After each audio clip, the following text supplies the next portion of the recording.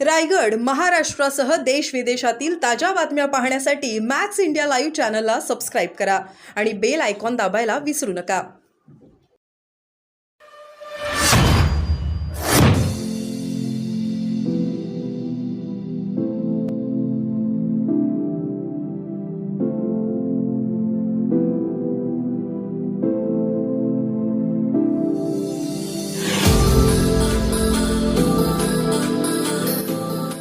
क्रांती ठोक मोर्चानं जी मोहीम या ठिकाणी हाती घेतलेली आहे की सर्व पक्षीय नेत्यांनी प्रमुखांनी मराठा समाजाला ओबीसी मधून आरक्षण भेटावं म्हणून तुमची भूमिका या ठिकाणी स्पष्ट करा.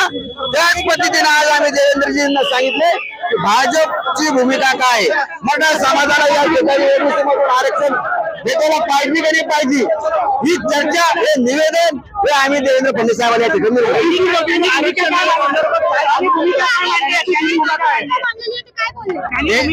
देवेंद्रजी म्हणे आमची भूमिका या ठिकाणी मी पत्रकार बांधवांसमोर या ठिकाणी स्पष्ट करतो.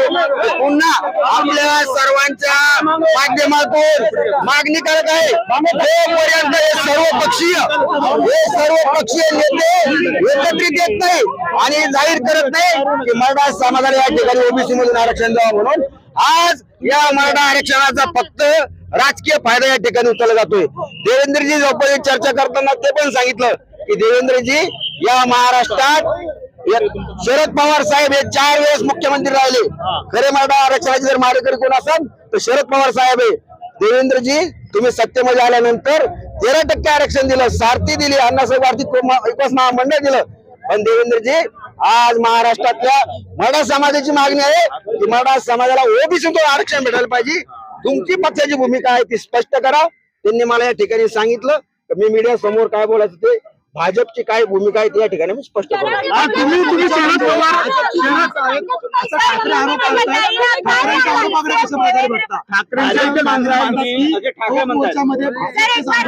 आता मला सांगा त्या दिवशी आम्ही कुठे गेलो मातोश्रीवरती काय सांगितलं काही आणि भाजपचे.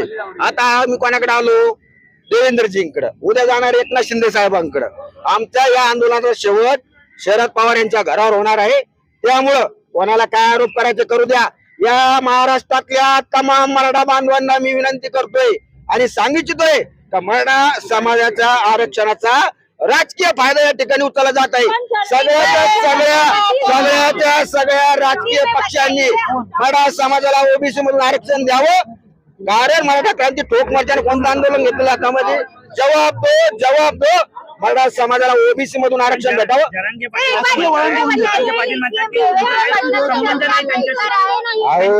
आता मला बऱ्याच जरांगे पाटील म्हणतात त्यांच्याशी माझे काही संबंध नाही. मी काय मागणी केली आहे मराठा समाजाला ओबीसी मधून आरक्षण भेटावं ही मागणी मी केलेली आहे. दुसरी मागणी केलेली मी जरांगे पाटलाला पण माझं या ठिकाणी सांगणं आहे की मराठा क्रांती ठोक मोर्चा आतापर्यंत तुमच्या प्रत्येक आंदोलनामध्ये मराठा क्रांती ठोक मोर्चा या ठिकाणी उभा राहिलेला आहे. आम्ही तुम्हाला पाठिंबा दिलेला आहे आणि येणाऱ्या काळात पण ज्या वेळेस तुम्ही आंदोलन करशाल त्यावेळेस मराठा क्रांती ठोक मोर्चा तुमच्या सोबत राहील. पाटील एकमेव नेते राहिले तसं वाटतंय का? त्यामुळे ते कार्यालयांना बोलून घेत नाही. हा प्रश्न तुम्ही आता जरांगे पाटलांनाच विचारा. आता कोण फायदा घेते याचा सगळा राजकीय फायदा? आता कालचं उदाहरण घ्या. आपले प्रकाश आंबेडकर साहेब काय म्हणले का या आंदोलनाच्या मागे कोण आहे? शरद पवार. काय म्हणले बर का? काय बोलले या आंदोलनाच्या मागे प्रकाश आंबेडकर बोलले या आंदोलनाच्या मागे शरद पवार साहेब आहे बर का. मातोश्रीवर आम्ही आंदोलन करायला गेलो, अंबादास काय म्हणले की यांच्या पाठीमागे भाजप आहे. आता आम्ही भाजपचे आंदोलन करायला आलो. आता भाजपचे लोक काय म्हणतील की यांच्या पाठीमागे शरद पवार आणि उद्धव ठाकरे. अरे सगळ्या पक्षांनी एकत्रित या आणि मराठा समाजाला ओबीसी मधून आरक्षण द्या ही भूमिका घेऊन मराठा क्रांती ठोक मोर्चा चाललेला आहे.